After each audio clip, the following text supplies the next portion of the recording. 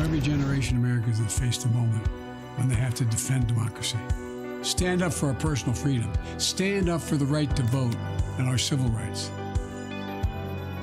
And this is our moment. So if you're with me, go to joebiden.com and sign up. Let's finish this job. I know we can. All right, lots of smiles. That was President Joe Biden in a pre-recorded message announcing he will be running for re-election in 2024. The president turning to a 2020 campaign slogan to attack Republicans as well. Watch this. When I ran for president 4 years ago, I said we're in a battle for the soul of America, and we still are. The question we're facing is whether in the years ahead we have more freedom or less freedom, more rights or fewer. I know what I want the answer to be, and I think you do too. This is not a time to be complacent. Editor-at-large for the Wall Street Journal, Jerry Baker, writes an op-ed this morning titled "Biden's 4 More Years Sounds Like a Prison Term."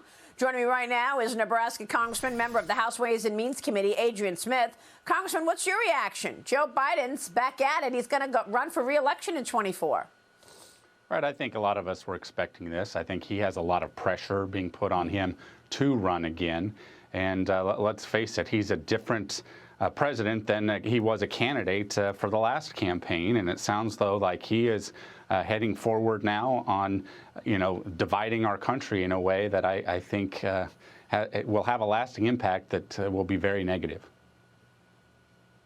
Yeah, but, I mean, look, this op-ed right here, this time around, 4 more years, sounds like a parole board's answer to a prisoner's appeal, writes Jerry Baker. He writes, who is honestly enthusiastic about Joe Biden's campaign for a second term, except perhaps a son who can hope that a father in the White House will continue to shield him from the accountability he deserves. We saw a poll this week that says 70% of voters do not want Joe Biden to run again. So you say he's being pushed by Democrats, then why is Susan Rice out? I'm questioning whether or not the Barack Obama wing of the Democrat Party is telling Joe not to run. He said no, so she walked. Well, I think people, they're wanting him to run. They don't really know who to go to if President Biden doesn't run again. I think that's what it boils down to. But I think looking at his announcement video, obviously Kamala Harris is a major part of that, the vice president, and so they like the policies that they have pushed forward. They want to double down on these policies, even though they've triggered inflation. They've been horrible policies in terms of freedom and opportunity across our great country. Let's move on to the business of the day, because I know that the House Rules Committee is prepping Speaker McCarthy's debt ceiling bill today for a possible floor debate and a vote tomorrow. The Speaker told me he thinks he is going to get the vote and get it passed this week, even though the White House is refusing to negotiate any spending limits. Speaker McCarthy joined me Sunday on Sunday Morning Futures. Here's a bit of that. He needs to show leadership and come to the negotiating table instead of put us in default. This is risky what he's doing. He's threatening the markets. Think of his ideas. In the next month, if you actually have good credit, you pay more. If you have bad credit, you get a discount. Who believes in these type of ideas? Come to the table, negotiate, and do what is right. Congressman, when do you expect the vote? Are you voting for it? And do you think the Speaker has the 218 votes needed to pass this in the House? Yeah, I think we get this done. There's a process that we're working through with some of the details, but I think it's important, as the Speaker notes, that we need to get this done. And the President doesn't want to do any sort of negotiating, and he, like I said earlier, he wants to double down on policies that have put us in this situation. But we have the debt ceiling for a reason.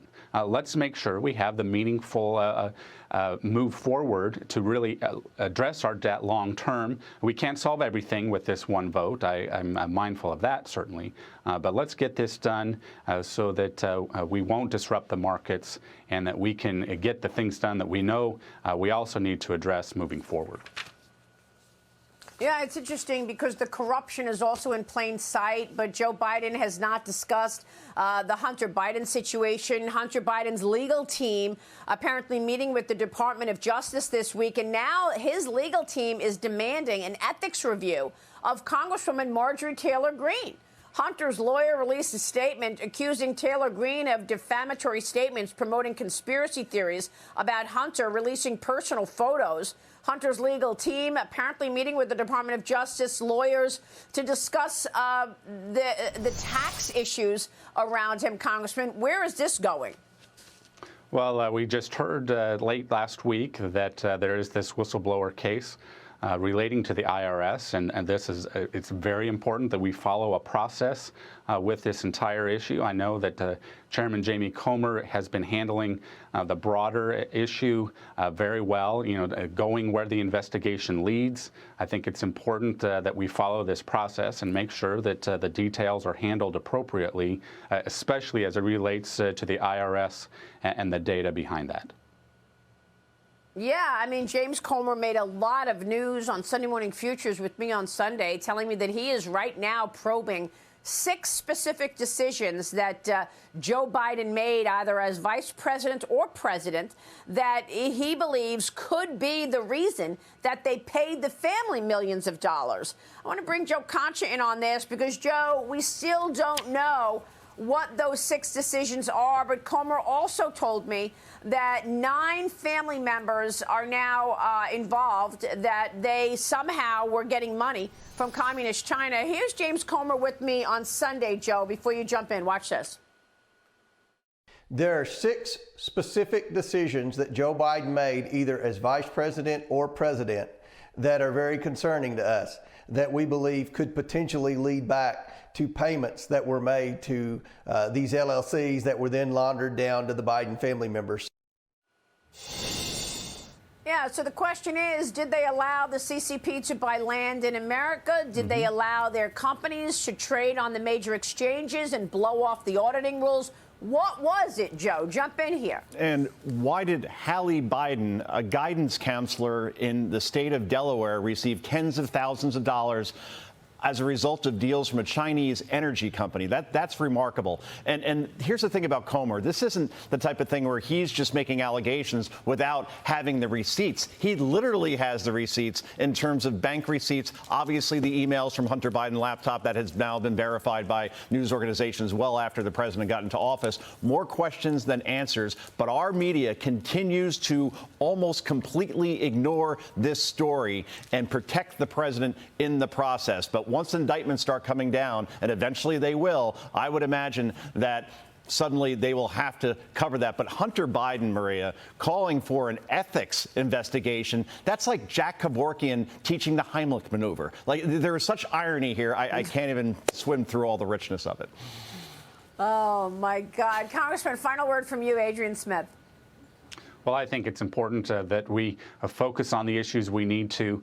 Obviously, I appreciate Chairman Comer's efforts in terms of the Hunter Biden situation. We've got the IRS situation as well. That's Ways and Means Committee related. And like I said, it's very important that we have this process and that we abide by the process and make sure that we handle the details appropriately. All right, Congressman, we'll be watching that and certainly watching your work on that, all of it. Adrian Smith joining us this morning. Thank you, sir.